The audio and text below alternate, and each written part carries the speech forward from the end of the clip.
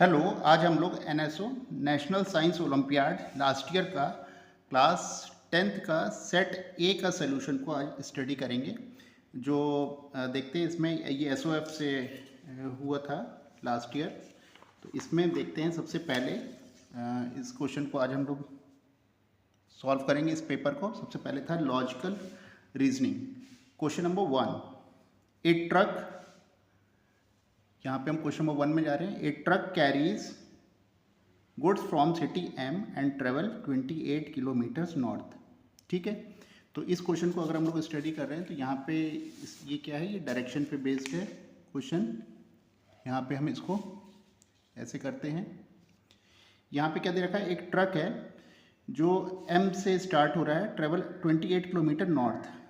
तो ये क्या चला गया, 28 किलोमीटर्स नॉर्थ चला गया। फिर उसके बाद क्या हुआ, टर्न्स राइट एंड 36 किलोमीटर। ठीक है, फिर अगेन टर्न राइट 10 किलोमीटर, फिर अगेन टर्न्स राइट 6 किलोमीटर, फिर उसके बाद ये लेफ्ट मुड़ के 8 किलोमीटर गया है। ठीक है, अब यहाँ पे इसने अपनी जर्नी क्या कर दी है, फिनिश कर दी है। ठीक, तो अब पूछा है कि स्टार्ट से अब जो हमारा फिनिश है ये डायरेक्शन क्या है और ये बीच में अब ये डिस्टेंस क्या है, इसको हमें फाइंड करना है। ठीक है, तो हम लोग इसको सॉल्व करने के लिए इसका सबसे अच्छा तरीका है कि हम लोग देख लेते हैं कि वाई एक्सिस पे ये कितना आगे गया है। तो वाई एक्सिस पे देख लेते हैं 28 आगे गया है, फिर हम देखते हैं कि 10 पीछे आया है और फिर 8 और पीछे आया है। 2 बार पीछे आया, 1 बार आगे गया है, तो मतलब टोटल ओवरऑल ये 10 आगे की तरफ गया है। ठीक है, same as it is x axis पे भी देख लेते हैं। 36 ये आगे की तरफ आया है और 1 बार ये 6 किलोमीटर पीछे की तरफ गया है। तो इसका मतलब 36 माइनस 6 हो गया 30। तो इसका अब हम देखेंगे कि वाई एक्सिस पे ये 10 किलोमीटर आगे बढ़ा है और एक्स एक्सिस पे ये 30 किलोमीटर आगे बढ़ा है। तो अब इसकी जो डिस्टेंस होगी इन दोनों का रिजल्टेंट होगा, यानी कि 10 square plus 30 square Pythagoras theorem से हम निकाल देंगे, which is equal to 10√10 kilometres. और डायरेक्शन हो जाएगा हमारा नॉर्थ ईस्ट। ठीक है, अगर हमने क्या डायरेक्शन माना है, अगर हमने ये डायरेक्शन मान लें, this is north south east and west. तो क्वेश्चन नंबर 1 में अगर हम लोग देखेंगे तो ऑप्शन हो जाएगा हमारा second option 10√10 kilometre north east direction. Point clear है। अच्छा, क्वेश्चन नंबर 2 में अगर हम लोग देखें, select a figure from option which is exactly embedded in the given figure one of its part. तो इसके अंदर अगर हम लोग इसको ध्यान से देखें तो ये कौन सा पार्ट, ये बी पार्ट इस फिगर में हमको ऐड होता हुआ नजर आ रहा है। ठीक है, नाउ इन क्वेश्चन नंबर 3 में, क्वेश्चन नंबर 3 में अगर हम लोग देखेंगे तो यहाँ हमें कितना डॉट नज़र आ रहा है, 2 डॉट नज़र आ रहे हैं। फिर यहाँ पे फिर यही 2 डॉट नज़र आ रहे हैं और फिर यहाँ पे यही 2 डॉट। ये जो 2 डॉट हैं ये रिमेन सेम चल रहे हैं। ठीक है, यहाँ पे भी ये 2 सर्किल डॉट हैं, ये भी 2 सर्किल हैं, तो यहाँ पे भी 2 सर्किल हो सकते हैं। तो ए बी सी डी में ये डी ऑप्शन अभी हमें सही लग रहा है। यहाँ पे भी 2 ट्राइंगल्स हैं, यहाँ पे भी 2 ट्राइंगल्स हैं, यहाँ पे भी 2 ट्राइंगल्स हैं। ठीक है, तो उस हिसाब से डी ऑप्शन अभी हमको सही लग रहा है। एक बार और देख लेते हैं, यहाँ पे 2 डॉट हैं, फिर अगर हम इसके चारों बाहर की साइड देखें 1 2 3 4, फिर आ गए 2, फिर यहाँ पे भी देखेंगे 1 2 3 4, 4 डॉट हैं और फिर आ गए 2 और फिर आ जाएंगे 2, फिर यहाँ देखेंगे 2 1 2 3 4, 4 डॉट हैं और फिर आ गए 2।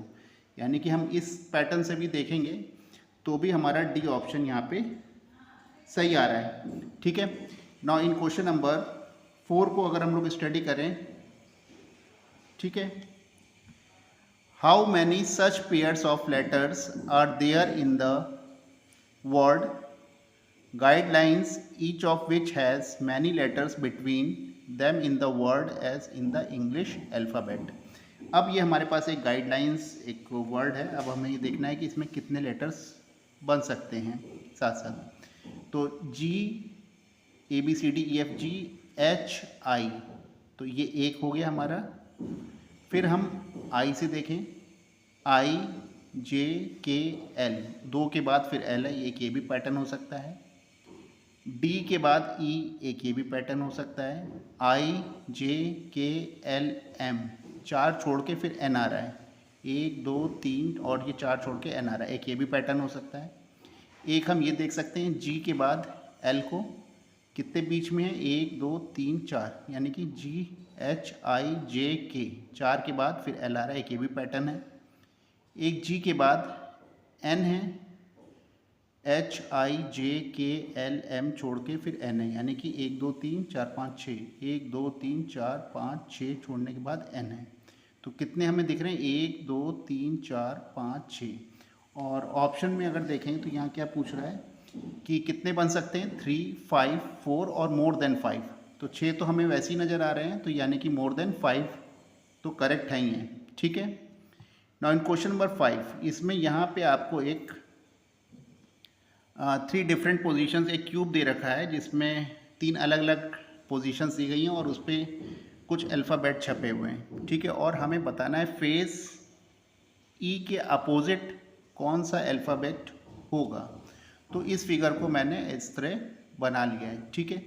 तो यहाँ पे हम एक फिगर में देखते हैं HF है, अगर ये है तो इसके ये 90 डिग्री पे G है। तो ऐसे ही हमने एक HF वाला एक और उठाया फिगर और उसमें ये हम जा रहे हैं, तो ये J है। तो इसका मतलब HF के साथ एक तरफ J है तो दूसरी तरफ G है। तो HF के साथ एक तरफ G है तो और एक तरफ J है। ये तो हमें क्लियर हो गया। अब हमको एक इसी लाइन पे पता करना है कि बाकी दो अब वर्ड्स हमारे कौन से हैं। तो हम थर्ड फिगर को देखें तो यहाँ पे हम अगर देखते हैं तो यहाँ पे दो हमें नज़र आ रहे हैं, K और E। K और E नज़र आ रहे हैं। ठीक है। तो J के साथ इधर K है, तो यहाँ पे हम बहुत ज़्यादा पॉसिबिलिटी है कि इसके अपोजिट क्या होगा। इसके अपोजिट अगर हम देखेंगे तो E के अपोजिट F होगा। ठीक है। तो यहाँ पे आंसर होना चाहिए F। ठीक है। तो E के अपोजिट हमारा क्या होगा? E के अपोजिट हमारा F होगा। तो के E हमारे यहाँ पे बाकी दो रिमेनिंग पोजीशन पे रख दिए जाएंगे, तो E के अपोजिट F होगा। तो ऑप्शन अगर हम आंसर में देखें तो ऑप्शन A इज़ करेक्ट होगा। ठीक है। F होना चाहिए। क्लियर है? चलिए नेक्स्ट क्वेश्चन में अगर हम लोग देखते हैं, यहाँ पे क्वेश्चन नंबर 6 में 7 फ्रेंड्स हैं PQRSTUV और ये एक दूसरे की तरफ मुंह करके बैठे हुए हैं, ईस्ट की तरफ मुंह करे हुए सबने। P is the second to the left of V, ST and अगर हम इसको पूरा पढ़ के अगर इसको सॉल्व करें तो ये आ जाएगा QPVRUTS, QPVRTS। तो हमें बताना था U और P के बीच क्या डिस्टेंस है। तो U और P के बीच हम देख रहे हैं थर्ड टू द राइट होगा, ऑप्शन 6 का C करेक्ट होगा। ठीक है। नाउ इन क्वेश्चन नंबर 7 में अगर हम लोग देखते हैं the correct water image of the given figure. तो अगर हमें वाटर इमेज देखनी है तो इसकी वाटर इमेज अगर हम लोग देखें तो हम लोग सपोज एट ये फिगर है अगर, तो इसका मिरर इमेज देखेंगे तो ऐसा आएगा और इसके अगर हम लोग एक्स एक्सिस पे देखेंगे तो ये वाटर इमेज होगी और वाई एक्सिस पे देखेंगे तो ये इसकी मिरर इमेज होगी। तो वाटर इमेज अगर हम देखेंगे तो ये सर्किल हमारा दूर चला जाएगा और ये वाला जो डॉट है ये पास आ जाएगा। ठीक है। तो यहाँ से अगर हम देखेंगे तो 7th का C ऑप्शन हमें सही लग रहा है, क्योंकि ये जो डॉट है ये डॉट यहाँ पास आ जाएगा और ये जो सर्किल है ये सर्किल दूर चला जाएगा। ठीक है। अब यहाँ पे C और D दोनों मिल रहे हैं, तो यहाँ पे अब देखेंगे 5 और 7 तो हमको डायरेक्ट लिखे हुए नज़र आ रहे हैं, पर ऐसा नहीं होगा। ये वाटर इमेज है, ये उल्टे हो जाएंगे, यानी कि 7 और ये 5 हो जाएगा। तो C ऑप्शन यहाँ पे सही होगा। ठीक है। अब यहाँ पे इंट्रोडक्शन दे रही है रेखा को। Neha said I am the mother of the son of law of her mother. If Rekha is the only married child of her parent then how is Neha daughters related to Rekha. तो अगर हम इस रिलेशंस को अगर देखेंगे तो यहाँ पे 8 का C ऑप्शन सी होगा, sister in law. Question number अगर 9 को देखा जाए, there is certain relationship between the figure I establish the similar figure. तो इस फिगर को अगर हम लोग ध्यान से अगर आप देखेंगे तो आपको 9th का C ऑप्शन नज़र आएगा। ठीक है। तो ये इसमें तो ज़्यादा नहीं बताने की जरूरत है। क्वेश्चन नंबर 10, हाँ क्वेश्चन नंबर 10 में थोड़ा सा है, ये एक कोड दिया गया है। फ्लाइंग वेरी हाई को हम बोल रहे हैं TP बैक, TP टिक पैक और बैक। हाई एंड लो को बोल रहे हैं सेक, डिन और टेक। बर्ड्स फ्लाइंग लो को हम लोग बोल रहे हैं P पैक, बिन और सेक। तो what is the code of bird. ठीक है, तो इस तरह क्वेश्चन को सॉल्व करने के लिए क्या करेंगे, ऐसे करते हैं। फ्लाई वेरी हाई को हमने क्या बोला था, टेक, पैक और बैक। हाई एंड लो को सेक, डिन और टेक। अगर हम यहाँ पे ध्यान से देखें तो हाई अगर हम मान लेते हैं टेक है, तो यहाँ पे भी हाई में हमें एक टेक वर्ड नज़र आ रहा है। इसका मतलब ये तो क्लियर हो गया कि हाई का जो है जो कोड है वो टेक है। ठीक है, अब तीसरा था बर्ड्स फ्लाइंग लो को पैक, बिन और सेक बोला गया है। तो यहाँ पे हम देखेंगे फ्लाइंग के साथ पैक जुड़ा हुआ है और यहाँ पे भी फ्लाइंग के साथ पैक जुड़ा है। तो दो वर्ड तो हमें मिल गए, फ्लाइंग के साथ पैक है और हाई के साथ टेक है। तीसरा वर्ड अगर हम देखें तो एक हमको इन दो में दो और मिल रहे हैं, लो लो। इसमें भी लो और इसमें भी लो।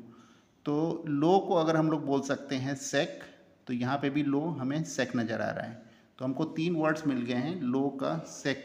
ठीक है, अब इसमें देखें तो हमको फ्लाइंग भी हो गया है और लो भी हो गया, केवल बर्ड्स बचा है। तो बर्ड का कोड क्या हो जाएगा, बिन। तो बर्ड का कोड क्या हो जाएगा, बिन हो जाएगा। ठीक है, तो इजी था। क्वेश्चन नंबर 10 का ऑप्शन हो जाएगा डी। पॉइंट क्लियर है। ठीक है, अब हम आ जाते हैं क्वेश्चन नंबर 11 पे। अब यहाँ से हमारा फिजिक्स वाला, साइंस वाला पार्ट शुरू हो रहा है। कुछ क्वेश्चन हमारे फिजिक्स पे होंगे, कुछ केमिस्ट्री के और कुछ बायो के क्वेश्चंस होंगे। ठीक है, अब यहाँ पे क्वेश्चन नंबर 11 है कि यहाँ दो स्टेटमेंट दिए गए हैं आपको। ये तीन बल्ब लगे हुए हैं 80 वॉट्स के और 220 वोल्ट की सप्लाई दी गई है और पूछा गया है कि power drawn by them will be 240 what. तीनों पावर ऐड हो जाएंगी। अगर तीन बल्ब सीरीज पैरेलल में लगा दिए जाएं तो हमारी टोटल पावर कंजम्पशन होगी 240 वॉट, 80 प्लस 80 प्लस 80। पर अगर तीन बल्ब सीरीज में लगा दिए जाएं तो उनके जो वोल्टेज अक्रॉस होगा वो क्या होगा, पहले से डाउन हो जाएगा, यानी कि 1/3 हो जाएगा। 240 डिवाइडेड बाई 3, तो कम वोल्टेज जाएगा तो कम पावर कंज्यूम भी होगी। तो 240 से कम पावर कंज्यूम होगी। तो स्टेटमेंट 1 तो आपको सीधा सीधा यहाँ पे रॉन्ग नज़र आ रहा है। अब स्टेटमेंट 2 को देखते हैं। The series combination of total power loss is always equal to the sum of the power rating individual electric appliances। फिर यहाँ पे बार बार सीरीज बोल रहा है। सीरीज कॉम्बिनेशन में जो पावर होती है वो कम हमारी, क्योंकि वोल्टेज सप्लाई कम जाएगी सीरीज में, वोल्टेज ड्रॉप होता चला जाएगा। तो वोल्टेज कम है तो यहाँ पे पावर कंजम्पशन भी कम होगा। तो यानी कि जितना भी उनकी जो पावर रेटिंग दे रखी है उससे कम ही रहेगा। तो ये स्टेटमेंट 2 भी हमको यहाँ पे गलत नज़र आ रहा है। तो both statement 1 and 2 are false. ठीक है, नाउ क्वेश्चन नंबर 12 में read the following statement carefully and select the option correctly, identify them as true and false. When a soft iron bar inserted inside a current carrying solenoid, a magnetic field inside the solenoid increases। हाँ, ये बिल्कुल सही है, true है। When the current carrying wire held exactly vertical position upward direction, current किधर जा रहा है, अपवर्ड डायरेक्शन में, और जो मैग्नेटिक फील्ड है वो है क्लॉकवाइज डायरेक्शन। ये गलत हो जाएगा। अगर हम राइट हैंड थंब रूल से देखें तो ये मेरा थंब ऊपर की तरफ जा रहा है और ये अगर मेरी फिंगर्स को देखेंगे तो ये एंटी क्लॉकवाइज जाती हुई नज़र आ रही हैं। ठीक है, थंब अगर ऊपर वर्टिकल की तरफ है तो एंटी क्लॉकवाइज जाएंगी। तो यहाँ पे ये क्लॉकवाइज नहीं होगा, तो यानी कि सेकंड ऑप्शन यहाँ पे गलत है। थर्ड देखते हैं। When only the direction of current electromagnet winding is reverse, the strength of the magnetic field remains unchange. इससे कोई फर्क नहीं पड़ेगा, मैग्नीट्यूड पे फर्क पड़ता है करंट के। ठीक है, ये स्टेटमेंट सही है। Among steel, soft iron and silver most suitable material for making the core of electromagnet is steel. Electromagnet अगर आपको बनाना है तो उसमें हमें फेरोमैग्नेटिक मटेरियल की ही ज़रूरत पड़ेगी, जैसे steel, soft iron, nickel, cobalt, इसी तरीके के रहने चाहिए। सिल्वर नहीं हो सकता। ठीक है, तो सिल्वर को हम यहाँ पे गलत है, तो ये स्टेटमेंट यहाँ पे फोर्थ ऑप्शन यहाँ पे गलत है। अगर हम इन सबको चेक करें तो बी ऑप्शन हमको यहाँ पे सही नज़र आ रहा है। नाउ क्वेश्चन नंबर 13 जो है ये हमको एक केपलर्स लॉ पे नज़र आ रहा है, ग्रेविटेशन पे ये क्वेश्चन आया हुआ था। तो यहाँ पे अगर हम लोग देखेंगे कि तो ये कौन सा स्टेटमेंट, मोशन प्लैनेट, यहाँ पे कौन सा स्टेटमेंट गलत है। ठीक है, हमें बताना है विच एप्लीकल operate the correct statement motion planet, हमें करेक्ट स्टेटमेंट बताना है यहाँ पे। तो यहाँ पे अगर हम देखेंगे P4 की जो वेलोसिटी है वो मैक्सिमम है और P1 की यहाँ पे मिनिमम है। P1 पे मिनिमम है, जितनी रेडियस कम होती है वहाँ पे वेलोसिटी क्या हो जाती है, मैक्सिमम, और जितनी यहाँ से डिस्टेंस बढ़ जाती है उतनी वेलोसिटी यहाँ पे मिनिमम हो जाती है। तो ये स्टेटमेंट यहाँ पे उल्टा पब्लिश हो गया है, तो यानी कि फर्स्ट ऑप्शन यहाँ पे गलत है। बाकी अगर तीनों ऑप्शंस को अगर हम देखें तो तीनों ऑप्शंस यहाँ पे, बाकी तीनों ऑप्शंस बिल्कुल सही हैं केपलर्स लॉ के अकॉर्डिंग, सीधा सीधा स्टेटमेंट है। तो ऑप्शन बी यहाँ पे सही आंसर होगा। ठीक है। नाउ इन क्वेश्चन नंबर 14 में अगर हम लोग स्टडी करें, 14 को देखते हैं कि क्या है। 14 में यहाँ पे कुछ हमको एक वेव दी गई है, ये वेव पे बेस्ड है। यहाँ में इनका क्या बताना है, एम्पलीट्यूड बताना है। ठीक है। और एम्पलीट्यूड के अकॉर्डिंग अब हम यहाँ पे देखेंगे, यहाँ से लेके यहाँ तक का जो डिस्टेंस है वो है 8 मीटर। तो एम्पलीट्यूड होता है 0 से लेके ऊपर तक का वाई एक्सिस, यानी कि 4 मीटर इसका एम्पलीट्यूड होगा। एम्पलीट्यूड कितना होगा, 4 मीटर्स। तो ये फर्स्ट का पी का थर्ड हो जाएगा, पी का third. Velocity of the wave, velocity होती है वेवलेंथ अपॉन टाइम। तो यहाँ पे हमको टाइम दे रखा है 0.018। अब हमें निकालनी है वेवलेंथ, तो पीक से लेके पीक तक की डिस्टेंस। अब अगर यहाँ से लेके यहाँ तक की डिस्टेंस हमको 18 दी गई है, तो इसके अंदर 3 वेव्स आ रही हैं। कंप्लीट टर्न्स अगर ले रहे हैं तो ये कितने आ रहे हैं, 3। तो एक वेव पीक से लेके पी तक की जो डिस्टेंस है वो है 6 मीटर। तो वेवलेंथ हो जाएगी 6 मीटर, और 6 मीटर को अगर हम टाइम से डिवाइड करें 0.018 से, तो अप्रॉक्स आ जाएगा 330 मीटर पर सेकेंड। तो वेलोसिटी ऑफ वेव क्यू का ऑप्शन हो जाएगा fifth. The wavelength of the wave, ये भी हम लोग ने फाइंड करा था 6 मीटर, तो इसका ऑप्शन हो जाएगा फर्स्ट। अच्छा, distance between rarefaction and the first compression, यहाँ ये ऊपर वाला पार्ट और एक ही नीचे वाला पार्ट के बीच की डिस्टेंस। तो पूरी वेव का ये कितना पार्ट है, आधा पार्ट है, यानी कि हमारी 6 मीटर की वेव है तो उसका ये आधा पार्ट होगा, तो यानी कि 3 मीटर की डिस्टेंस होगी। तो एस का ऑप्शन होगा 3 मीटर्स, यानी सेकेंड। तो ऑप्शन ए हमारा यहाँ पे करेक्ट है। क्लियर है। क्वेश्चन नंबर 15 को अगर हम लोग स्टडी करें तो यहाँ पे हमको दिया गया है एक कॉन्वेक्स लेंस दिया गया है। ठीक है। और ये कुछ लाइट इसके ऊपर गिराई गई है। अब कॉन्वेक्स लेंस का जो रिफ्रैक्टिव इंडेक्स है वो है N1। ठीक है। ये क्वेश्चन अच्छा है। अब जो इसके बाहर का जो रिफ्रैक्टिव इंडेक्स है वो है यहाँ पे, जो उसके बाहर आउटर साइड पे है, तो वो दे रखा है हमको N2। अब यहाँ पे N1 ग्रेटर देन N2 है, तो मतलब ये ग्लास का बना हुआ है और N2 मान लेते हैं कोई एयर है। ठीक है। तो ये जो नॉर्मली होता भी ऐसी है, ग्लास का रिफ्रैक्टिव इंडेक्स ज़्यादा होता है और बाहर एयर का रिफ्रैक्टिव इंडेक्स कम होता है। तो ये बिल्कुल ऐसा ही बिहेव करेगा जैसे कि ये कॉन्वेक्स लेंस है। तो कॉन्वेक्स लेंस से जब भी रे अगर बाहर की तरफ निकलेगी तो हमेशा क्या होगी, दिस इज़, ये हमारी रे कन्वर्ज होगी। हमारी रे क्या होगी, कन्वर्ज होगी। ठीक है। अगर हम यहाँ पे देखें N1 अगर ग्रेटर देन है N2 से, तो ये बिल्कुल नॉर्मल कॉन्वेक्स लेंस की तरह बिहेव करेगा और रे विल कन्वर्ज। रे कैसी हो जाएंगी, कन्वर्ज हो जाएंगी, झुक जाएंगी। ठीक है। अच्छा, दूसरे केस में क्या दिया गया है कि जो हमारा N1 है और बाहर जो मटेरियल है N3, ये अब N3 जो है रिफ्रैक्टिव इंडेक्स बाहर का ज़्यादा हो गया है और अंदर का रिफ्रैक्टिव इंडेक्स कम हो गया है। तो जब कभी भी ऐसा केस हो जाएगा तो ये बिल्कुल एकदम अपोजिट बिहेव करने लगेंगे, क्योंकि अब रिफ्रैक्टिव इंडेक्स बाहर का ज़्यादा हो गया है और अंदर का कम। तो अब यहाँ पे ये कॉन्वेक्स लेंस की तरह बिहेव नहीं करेगा, बल्कि अब ये कॉनकेव लेंस की तरह बिहेव करने लगेगा। और कॉनकेव लेंस की तरह बिहेव करेगा तो अब यहाँ पे रे क्या हो जाएंगी, रे विल डाइवर्ज। ठीक है। तो दूसरे केस में रे विल क्या हो जाएंगी, डाइवर्ज हो जाएंगी। तो अगर हम इस चीज़ को यहाँ पे देखें तो बी ऑप्शन सही है। एक दूसरे वाले केस में डाइवर्ज हो जा रही हैं और फर्स्ट वाले केस में कन्वर्ज हो जा रही हैं। ठीक है। तो बी ऑप्शन यहाँ पे सही है। क्वेश्चन नंबर 16 को देखें, which of the following statement are correct. Use the red light in traffic signals to stop यहाँ vehicles because red light is most scattered. अगर रेड लाइट मोस्ट स्कैटर्ड होती तो रेड लाइट हमें नज़र ही नहीं आएगी, वो तो सब स्कैटर्ड हो जाएगी। तो रेड लाइट सबसे कम स्कैटर्ड होती है। ठीक है। इसीलिए जब सुबह हम लोग सूरज को देखते हैं तो वो हमें लाल कलर का नज़र आता है, क्योंकि उसमें से सारे रंग तो निकल जाते हैं, आसमान में फैल जाते हैं, आसमान नीला हो जाता है, स्कैटर्ड हो जाता है, और सूरज लाल ही बचता है क्योंकि वो रंग स्कैटर्ड नहीं हो पाता है। इसीलिए हम ट्रैफिक सिग्नल्स में रेड कलर की लाइट बनाते हैं, क्योंकि वो सबसे लीस्ट स्कैटर्ड होता है। तो फर्स्ट ऑप्शन तो यहाँ पे गलत है।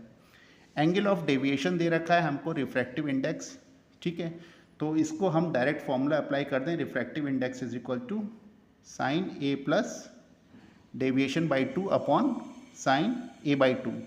अगर हम लोग डायरेक्ट ये फॉर्मूला लगा देंगे तो यहाँ पे सब वैल्यूज़ को अगर हम रख दें तो ये जो आ रहा है ऑप्शन गलत आ रहा है, मतलब ये इसके साथ मैच नहीं कर रहा है, तो सेकंड ऑप्शन भी यहाँ पे गलत है। Blue colour of sky is explain by the scattering of light, ये अभी हमने बताया था। तो ब्लू कलर स्काई तभी हो जाता है कि उसमें ब्लू कलर क्या होता है, वॉयलेट कलर पूरा आसमान में फैल जाता है, ठीक है, तो ज़्यादा स्कैटर्ड होता है, ये सही है। An observer can see a rainbow when the sun is behind the observer, हाँ ये तभी हो सकता है जब बादल या रेन ड्रॉप आपके आँखों के सामने हो, आप बीच में खड़े हों और आपके पीछे सन हो, तो आपको क्या नज़र आएगा, तब आपको रेनबो नज़र आएगा। ये रेनबो की कंडीशन ही होती है, ठीक है। तो यहाँ पे हमारा जो है थर्ड और फोर्थ ऑप्शन यहाँ पे सही है, फर्स्ट सेकंड ऑप्शंस यहाँ पे गलत हैं। नाउ नेक्स्ट क्वेश्चन को स्टडी करते हैं।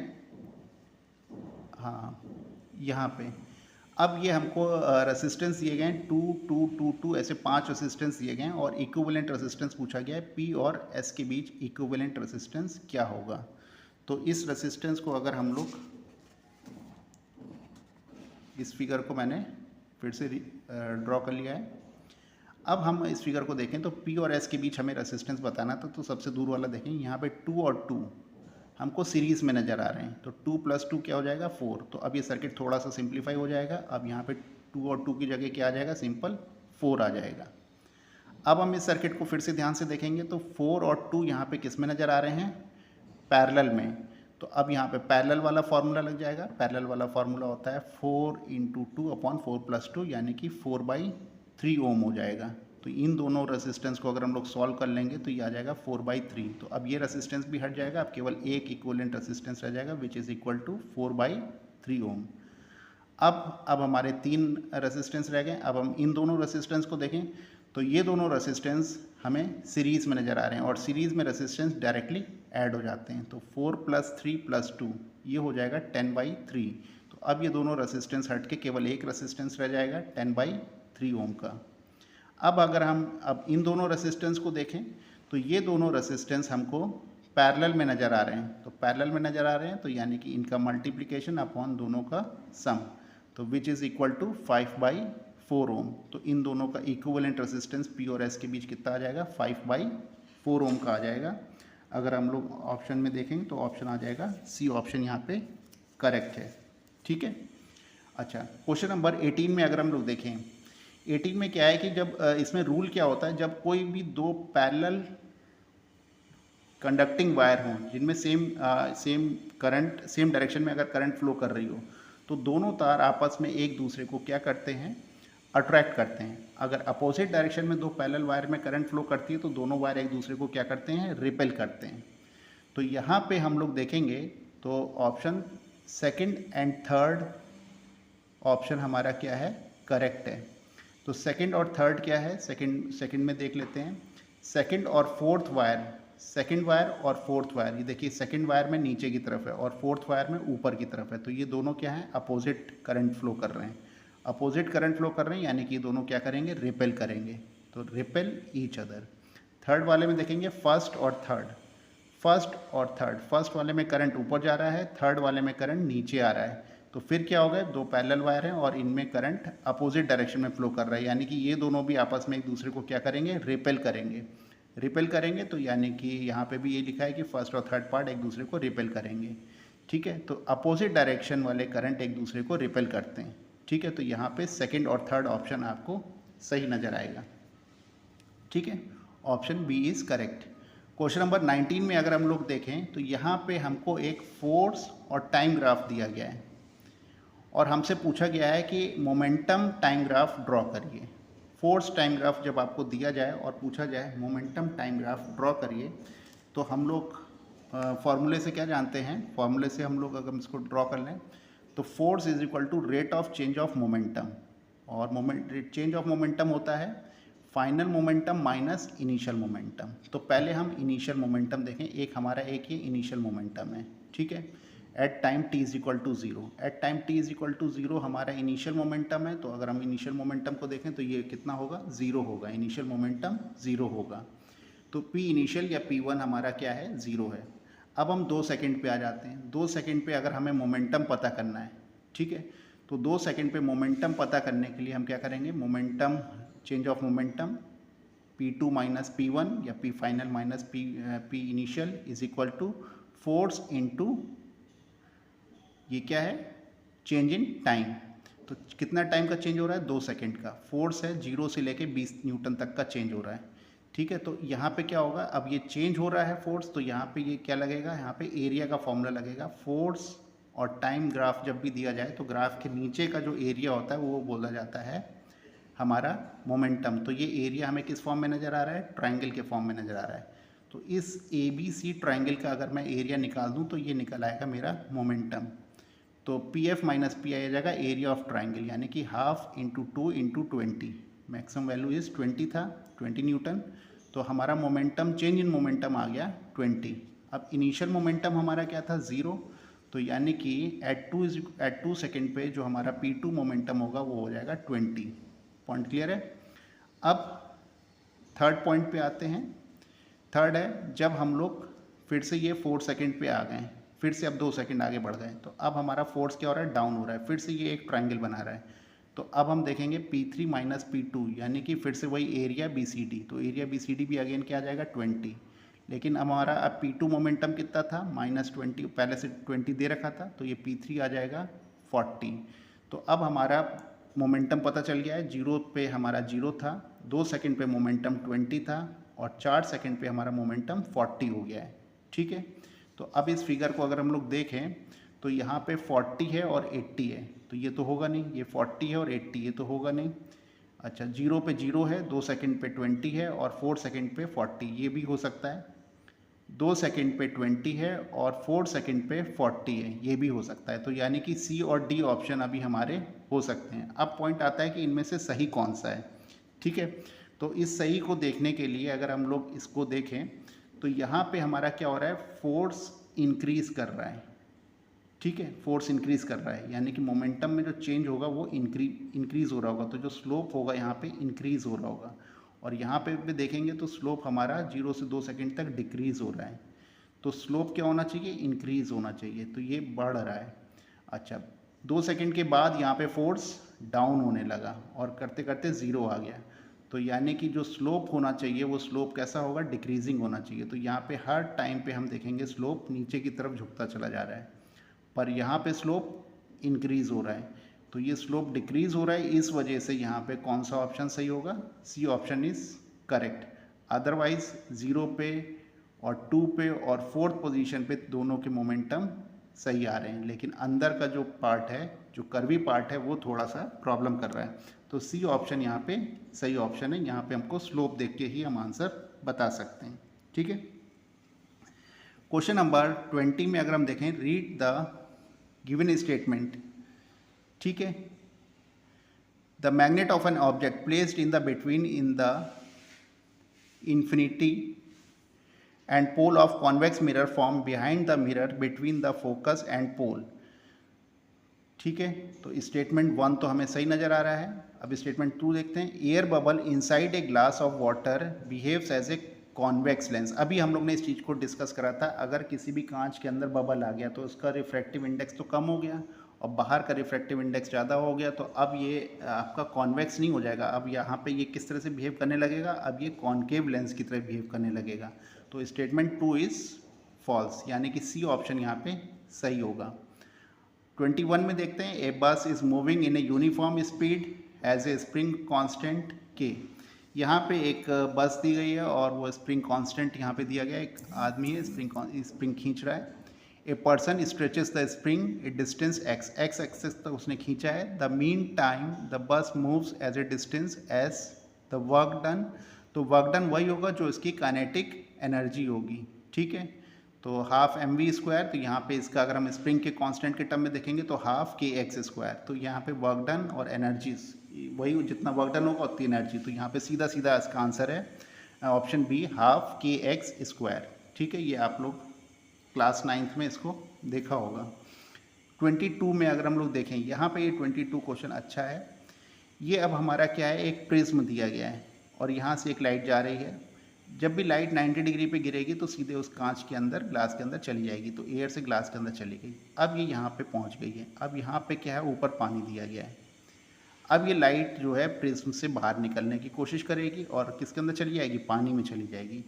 तो अब हम एक कंडीशन जानते हैं कि जब कभी भी हम डेंसर मीडियम में होते हैं और हम रेयर मीडियम में जाते हैं तो टोटल इंटरनल रिफ्लेक्शन की कंडीशन अकर होती है। ठीक है, हो सकती है, ये नहीं कि होती है। तो ये कैसा मीडियम है, हमारा डेंसर मीडियम है। और पानी कैसा है उसके मुकाबले, रेयर है। तो डेंसर से जब रेयर में जाते हैं तो एक कंडीशन होती है कि ये बाहर जा भी सकता है। दूसरी कंडीशन, अगर ये एंगल क्रिटिकल एंगल के बराबर हो जाए तो ये ना पानी के बाहर जाएगा और ना ही ग्लास के अंदर वापस रिफ्लेक्ट होगा, बल्कि ये इस सरफेस के ऊपर चलना शुरू कर देगा। ठीक है, अब हम एंगल को और ज़्यादा बढ़ा दें, इंसिडेंस एंगल को, तो हम देखेंगे अब ये ना तो ग्लास इसके बाहर निकलेगा प्रिज्म के, ना ही सरफेस पर चलेगा, बल्कि ये रिफ्लेक्ट हो जाएगा अंदर ही। तो ये रे अंदर टकरा के अंदर आ जाएगी। जैसा कि हम लोग डायमंड में देखते हैं, लाइट जाती है, लाइट एयर में वापस बाहर नहीं आती बल्कि डायमंड के अंदर ही अंदर घूमने लगती है, जिस वजह से डायमंड जो होता है वो पहले से ज़्यादा चमकने लगता है। तो अब वही कंडीशन यहाँ पे दी गई है। ये 60 डिग्री है, ये 60 डिग्री है और ये लाइट गिरा दी गई है और ये 90 डिग्री है, 60 है, तो ये कितना हो जाएगा 30। तो इंसिडेंट एंगल हमारा कितना हो जाएगा 60 डिग्री। ठीक है, तो इस क्वेश्चन को अगर हम लोग सॉल्व करें तो यहाँ पे हमको ये क्वेश्चन हमने ड्रॉ कर लिया है कि 60 डिग्री पे हमारी लाइट इंसिडेंस हुई है और ये लाइट सपोजेट हमने मान लिया कि ये सरफेस के ऊपर फ्लो करने लगी। तब ये हमारा क्या हो जाएगा, ये इसको हम मान सकते हैं क्या चीज़, ये हमारा हो जाएगा एक क्रिटिकल एंगल। अगर 60 डिग्री से अगर हम इसको ज़्यादा बढ़ा देंगे तो ये लाइट इसके अंदर ही आ जाएगी। ठीक है, और 60 डिग्री से कम कर देंगे तो ये लाइट पानी के अंदर चली जाएगी। तो अगर हम स्नेल्स लॉ लगा दें तो यहाँ पे refractive index of glass sine C is equal to refractive index of liquid sine 90।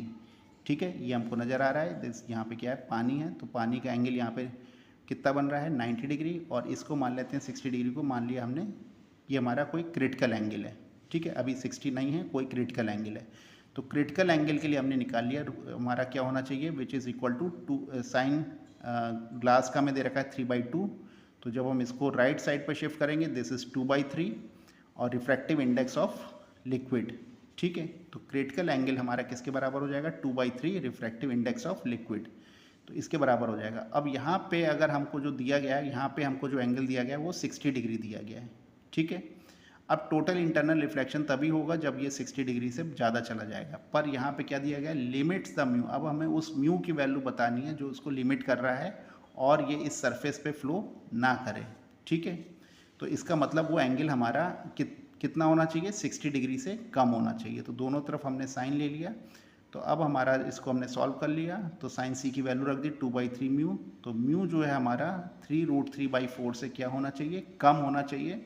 तो ये इस कंडीशन को क्या कर रहा है, फुलफिल करेगा। तो यहाँ पे ऑप्शन अगर हम देखेंगे ऑप्शन सी इज़ करेक्ट। अब क्वेश्चन नंबर 23 में देखें, सेलेक्ट द करेक्ट स्टेटमेंट। तो यहाँ पे करेक्ट स्टेटमेंट हमें एक ही नज़र आ रहा है, hydrogen gas is not covered when a metal reacts with nitric acid. Nitric acid एक ऐसा एसिड है जिसके साथ मेटल रिएक्ट करती है, तो ये कंफर्म नहीं होता कि क्या आएगा। मतलब यहाँ पे तो NO2 गैस भी आ सकती है, NO3 गैस भी आ सकती है, लेकिन हाइड्रोजन गैस नहीं आएगी। तो इसलिए हम लोग नाइट्रिक एसिड के साथ जल्दी रिएक्शंस नहीं देखते हैं, हम सल्फ्यूरिक एसिड के साथ देखते हैं या हाइड्रोजन क्लोराइड एसिड के साथ देखते हैं। इन दोनों केसेस में हाइड्रोजन गैस तो इवॉल्व होती है, लेकिन नाइट्रिक एसिड के साथ क्या होगा, ये थोड़ा सा एक डाउटफुल मामला रहता है। तो यहाँ पे ये चीज़ क्लियर नहीं रहती कि नाइट्रिक एसिड क्या बनाएगा, इसीलिए जनरली बुक्स के अंदर नाइट्रिक एसिड के साथ रिएक्शंस अभी आप लोग को नहीं दी जाती हैं। ठीक है, क्योंकि ये गैस इसके अंदर अलग अलग मेटल्स के साथ ये अलग तरीके से बिहेव करेगा। क्वेश्चन नंबर 24 में देखेंगे, यहाँ पे 4 सब्सटेंस हैं mixed with the water separately obtained PQRS some of their properties below. तो यहाँ पे कुछ प्रॉपर्टीज़ दी गई, तो यहाँ पे form the above properties we can conducted that P is the true solution and QS are colloid. तो सी ऑप्शन यहाँ पे सही है। क्वेश्चन नंबर 25 अगर देखेंगे, ये केमिस्ट्री का है तो ज़्यादा इसमें डिटेल में बताने की जरूरत नहीं लग रही है। Read the given statement, select the correct option. Statement 1 भी हमारा फॉल्स है, स्टेटमेंट 2 भी फॉल्स है। Both methanol and ethanol reacts with sodium metals evolve CO2, ये नहीं होता है, ठीक है, ये बिल्कुल फॉल्स है। Methanol and ethanol do not, methanol होता है CH3OH और एथेनॉल होता है C2H5OH, do not have the same functional group, ठीक है, ये भी गलत है, सेम फंक्शनल ग्रुप में नहीं है, ठीक है। तो ऑप्शन यहाँ पे अगर हम देखेंगे तो ऑप्शन हमारा यहाँ पे D option, both statement 1, 2 are false. Question number 26 में अगर हम लोग देखेंगे, 26 हमारा इसको आप लोग खुद भी कर सकते हैं। क्वेश्चन नंबर 6 का बी ऑप्शन इज करेक्ट, ठीक है, ज़्यादा इसमें एक्सप्लेन करने की जरूरत नहीं है। क्वेश्चन नंबर 27 में देखेंगे तो 27 में हमको एक एलिमेंट दे रखा है, प्रोटॉन दे रखे हैं और न्यूट्रॉन। तो mass number of X is 9। X को अगर हम देखेंगे तो मास होता है number of proton plus neutron, 5 + 4 is 9, ठीक है। और atomic number of Z is 20। Z का atomic number is equal to होता है नंबर ऑफ प्रोटॉन, यानी कि फर्स्ट स्टेटमेंट सही है। अच्छा, second statement valency of Y is 2। तो वाई में देखेंगे तो ये 18 है, ये तो पूरी क्लास फुलफिल है, यानी कि 18 इसमें इलेक्ट्रॉन है, तो यहाँ पे वैलेंसी 0 आनी चाहिए, बल्कि यहाँ पे दे रखा है 2, ये स्टेटमेंट गलत है। Y and Z are the isotopes, वो भी यहाँ पे गलत नज़र आ रहा है, आइसोटोप्स यहाँ पे ये नहीं है।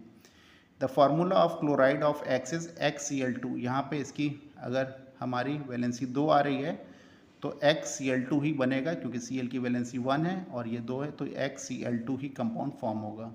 तो ये ऑप्शन सी इज़ करेक्ट, ठीक है।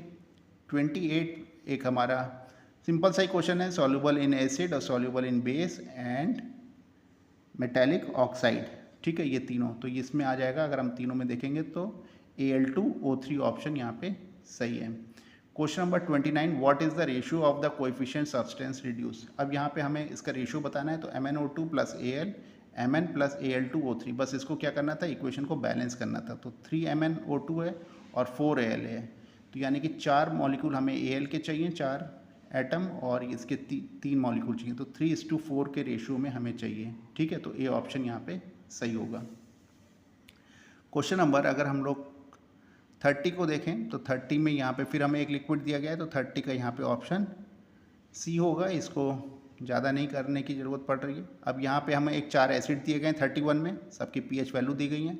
अब पूछा गया है POH आयन कंसनट्रेशन बताइए। अगर pH बढ़ रहा है तो OH आयन कंसनट्रेशन कम हो रहा है, और OH आयन कंसनट्रेशन pH का क्या है, उल्टा चलता है, H और वो OH। तो जस्ट जो इसका दिया गया इसका रिवर्स ऑर्डर हम लिख देंगे, तो सी ऑप्शन यहाँ पे सही है, OH आयन कॉन्सेंट्रेशन डिक्रीज़ हो रहा है, ठीक है।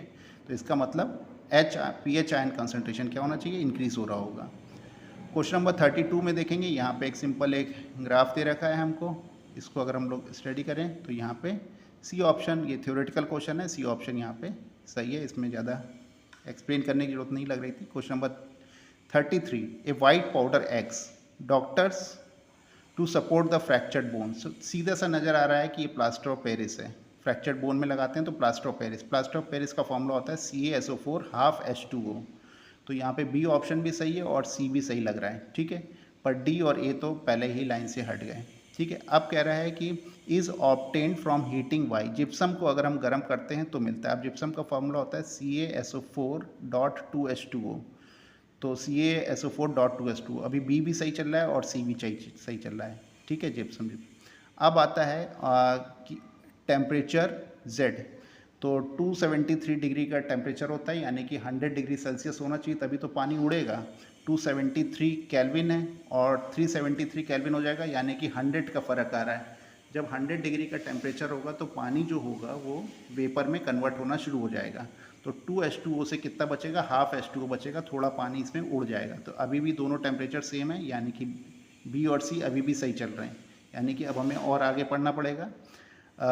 On mixing with water change also called M, ठीक है।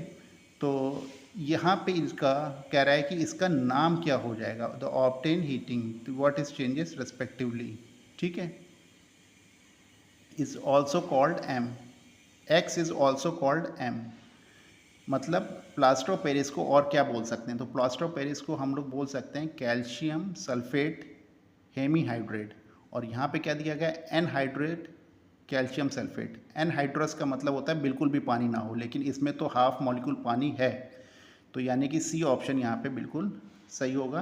This is hemihydrate. ठीक है, आधा आधा मॉलिक्यूल इसके अंदर वाटर है, तो हेमीहाइड्रेट होगा। नाउ इन क्वेश्चन नंबर 34 में भी देखेंगे तो हमको ऑप्शन डी नज़र आएगा। 35 को अगर हम लोग स्टडी करें तो 35 भी आसान है। 35 हमारा बायोलॉजी पे है, 35 का ए ऑप्शन। 36 में एक्सप्लेन करने की ज़रूरत लग रही है। हाँ, 36 में क्या है, ये हमें बताना है कि as a link between the neurons. तो ये लिंक कहाँ पे आएगा, लिंक आएगा हमारा दो न्यूरॉन्स के बीच, यहाँ पे ब्रेन के अंदर। तो जेड पार्ट होगा जहाँ पे ये लिंक करेंगे, तो डी पार्ट यहाँ पे सही है। ठीक है, क्वेश्चन नंबर 17 को अगर हम लोग स्टडी करें तो यहाँ पे हम 17 को अगर हम देखें, read the statement correct option, तो 1 और 2 यहाँ पे 17 को अगर हम देखेंगे तो बी ऑप्शन यहाँ पे सही नज़र आ रहा है। 18 में देखेंगे the given flow chart identify the organisms. ठीक है, इसको अगर हम लोग रीड कर रहे हैं तो यहाँ पे ऑप्शन हमें नज़र आएगा ए सेक्सुअल मोड ऑफ रिप्रोडक्शन। ठीक है, तो अगर नहीं है तो ये हो जाएगा डब्लू। तो यहाँ पे तो चारों ऑप्शन सही लग रहे हैं, नहीं है तो चारों ही सेक्सुअल होते हैं, तो फिर उसके बाद अब हमें जाना पड़ेगा, अगर नहीं है तो आगे बढ़ जाना है। ठीक है, अगर यस है ए एक्स सेक्सुअल में तो आगे। तो अब यहाँ पे जब हम एक्स में आएंगे तो हमको ये लेशमेनिया नज़र आ जाता है, फिर आगे जाएंगे तो ईस्ट में नज़र आ जाएगा। ठीक है, तो यहाँ पे ऑप्शन हम देखेंगे तो बी ऑप्शन यहाँ पे बिल्कुल सही है। अब एक पी प्लांट दिया गया है, हाइड्रोजाइग्रस दिया गया है, yellow seeds green pods crossed करे गए, तो ये 3:3 के रेशियो में होंगे, F2 जनरेशन में, बिल्कुल सही है। अब क्वेश्चन नंबर 14 में दिया गया है ओक ट्री बर्ड्स लाइस बग्स बैक्टीरिया, तो यहाँ पे फूड चेन बतानी है, तो ये सीधा ही नज़र आ रहा है कि डी ऑप्शन सही है, क्योंकि सबसे नीचे एक ट्री है और उस ट्री में 10 मान लीजिए बर्ड हैं, और 10 बर्ड के ऊपर अब हमारी 100 उसमें कीड़े हो गए, तो 1,00,000 बैक्टीरिया होगा। तो ये ग्राफ ऐसे मतलब जो है हमारा पिरामिड उल्टा चलेगा, बढ़ता चला जाएगा। तो जितना ऊपर जा रहे हैं वो ऊपर इनकी संख्या क्या होती जा रही है, इंक्रीज़ होती जा रही है। तो डी ऑप्शन सही होगा, यहाँ उल्टा पिरामिड है। ठीक है, 41 हमारा डायरेक्ट पाई चार्ट है, ये स्टडी करने वाला था डायरेक्ट। यहाँ पे flooded paddy fields and marches produced, तो ये ऑप्शन यहाँ पे बी सही है। दिस इज क्यू को पार्ट शो कर रहा है। ये हमारा ग्राफिकल क्वेश्चन है, तो ये ग्राफिकल से आपको केवल आपको याद करना था direct. 42 composite fish culture system. Composite fish culture system में ये होता है कि कुछ फिशेस ऊपर तैरती हैं और कुछ फिशेस पानी में बीच में तैरती हैं और कुछ फिशेस पानी के अंदर काफ़ी गहराई में रहती हैं। तो जो ऊपर की तरफ रहती है सरफेस पे और प्लैंकटन जो प्लैंकटन को खाती हैं तो उसको बोलते हैं कतला। ठीक है, तो इस तरह हम लोग कंपोजिट कई तरीके की फिशेस को मिला के पाल सकते हैं। तो इनका अपना एक अलग रीज़न होता है जहाँ जहाँ वो तैरती हैं, सबसे ऊपर, बीच में और गहराई में। क्वेश्चन नंबर 43 में देखें, आइडेंटिफाई द सेल ऑर्गेनेली। अब इस सेल ऑर्गेनेली देखें तो ये हमें गोल्जी एपरेटस नज़र आ रहा है सीधा सीधा। तो Golgi apparatus it help modification of packaging and secretary products, A option यहाँ पे सही है, तो इसमें डिस्कस करने वाला कोई पॉइंट नहीं था। क्वेश्चन नंबर 44 में देखें, थायराइड ग्लैंड्स के अंदर एप्थीलियल tissue, this is D option. ठीक है, क्यूबॉइडल हमें नज़र आ रहे हैं बिल्कुल सीधा सीधा यहाँ पे। ठीक है, क्वेश्चन नंबर 45 देखें, यहाँ पे हमें क्या नज़र आ रहा है, न्यूट्रिएंट्स कौन कौन सी ज़रूरत पड़ते हैं। तो आयरन हम ज़मीन में डालते नहीं हैं, कॉपर हम ज़मीन में नहीं डालते हैं, हाँ मैग्नीशियम डालते हैं, सल्फ़र डालते हैं, नाइट्रोजन डालते हैं। तो 1 2 3 तो हो ही गए, तो यानी कि आप कितने बिलोंग्स कर रहे हैं, 3। ए ऑप्शन यहाँ पे सही है। ठीक है, अब अचीवर सेक्शन थोड़ा सा टफ होता है यहाँ पे, और ये क्वेश्चन है भी थोड़े टफ। अब ये हमारा फोटोसिंथेसिस हो रहा है लाइट फेज में, और एक ये डार्क फेज सिस्टम, 2 सिस्टम दिए गए हैं और हमें बताना है कौन सा इनकरेक्ट है। तो फोटोसिंथेसिस जो होता है वो होता है occurs matrix of the chloroplast, नहीं ये होता है थाइलाकॉइड क्लोरोप्लास्ट के अंदर होता है, और ये जो डार्क फेज होता है यहाँ कार्बन फिक्सेशन होता है, कार्बन इसके अंदर जुड़ जाता है, तो कार्बन फिक्सेशन होगा डार्क फेज में, तो ये होता है स्टोमेटा के अंदर, ठीक है। इट डिपेंडेंट ऑन लाइट, ये सही है। It does not require a light, हाँ ये भी सही है। ऑक्सीजन इज इवॉल्व, ये भी सही है। ग्लूकोज बन जाता है कार्बन जुड़ के, तो ये भी सही है, ठीक है। यहाँ पे क्या होता है, इट कंज्यूम्स एटीपी, नहीं ये तो एटीपी और बनाएगा एनर्जी, ये तो उल्टा छप गया है। और यहाँ पे क्या है, डार्क फेज में ये एनर्जी को कंज्यूम करके क्या बनाएगा, ग्लूकोज, ठीक है। तो यहाँ पे ये कंज्यूम कर रहा है और यहाँ पे ये प्रोड्यूस, ये भी स्टेटमेंट उल्टा दिया गया है, ठीक है। तो यानी कि फर्स्ट और फोर्थ स्टेटमेंट यहाँ पे रॉन्ग है, तो फर्स्ट और फोर्थ रॉन्ग है, सी ऑप्शन यहाँ पे सही होगा। क्वेश्चन नंबर 47 को देखें तो ये हमारा पॉलिनेशन पे सिंपल एक क्वेश्चन है और इसका ऑप्शन बी है, ठीक है। अब ये केमिस्ट्री का एक क्वेश्चन है, ये थोड़ा सा टिपिकल था। एक ऑर्गेनिक कंपाउंड है एक्स, जिसका नंबर दिया गया है C2H4O2। तो C2H4O2 को अगर हम देखेंगे तो इससे एक ये CH3COH यानी एसिटिक एसिड का ये फॉर्मूला है, ठीक है। और ये कंपाउंड एसिटिक एसिड बन सकता है, ठीक है। और ये प्योरेस्ट फॉर्म में है और इसका जो हीट मेल्टिंग पॉइंट है वो 290 K होता है। अब इसमें कह रहा है कि इसमें इस कंपाउंड में कितने CH बॉन्ड होते हैं। तो अगर हम इसको CH3COH को लिखें तो C के साथ 3 H हैं और इस C के साथ डबल बॉन्ड में O लगा है, तो 3 बॉन्ड सिंगल H के हैं और एक C के साथ डबल बॉन्ड में O लगा हुआ है। तो इसको अगर हम लोग देखेंगे तो यहाँ पे ऑप्शन हमारा सही होगा B1। एक CO डबल बॉन्ड लगा हुआ है और 3 CH बॉन्ड वाले यहाँ पे हमें दिख रहे हैं, तो C ऑप्शन यहाँ पे सही है।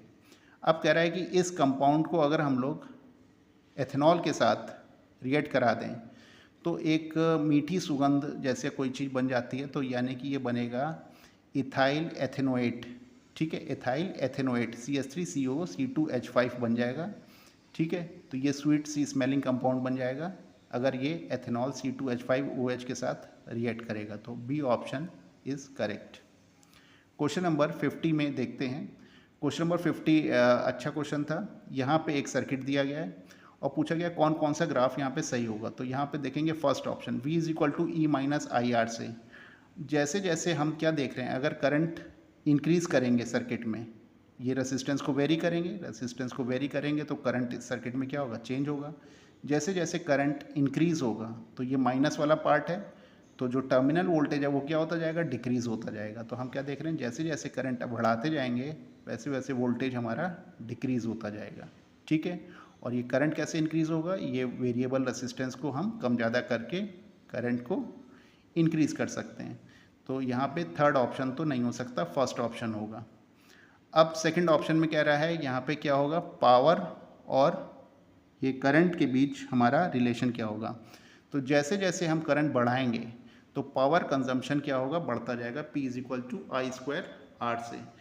लेकिन एक टाइम पे ऐसा आएगा जब ये पावर सैचुरेशन हो जाता है, मैक्सिमम पावर ही हो जाती है, ठीक है। पावर फिर इस केस में उससे ज़्यादा नहीं इंक्रीज़ कर सकती और अब ये क्या क्रिएट करने लगेगा, अब ये हीट प्रोड्यूस करना शुरू कर देगा। तो एक लिमिट के बाद आप पावर को इंक्रीज़ नहीं कर सकते, ठीक है। तो अब ये यहाँ पे क्या हो जाएगा, पावर तो कांस्टेंट रह जाएगा और करंट बढ़ता चला जाएगा, यानी कि हीट प्रोड्यूस होता जाएगा। अब आता है कि अगर सर्किट में हीट प्रोड्यूस हो रहा है तो करंट की वैल्यू इंक्रीज़ होगी या डिक्रीज़ होगी। डेफिनेट सी बात है कि अगर देखिए हीट जितना ज़्यादा बढ़ेगा तो आउटपुट आपका उतना कम होता जाएगा। आउटपुट बढ़ाना है तो आपको सर्किट को हीट होने से बचाना है, ठीक है। तो अगर हमें ज़्यादा करंट चाहिए सर्किट में तो हीट कम होनी चाहिए। तो यानी कि हम क्या देख रहे हैं, करंट अगर कम है तो इसका मतलब करंट कम, आउटपुट हमको कम इसीलिए मिल रहा है क्योंकि उसके अंदर हीट में ज़्यादा लॉस होता चला जा रहा है, ठीक है।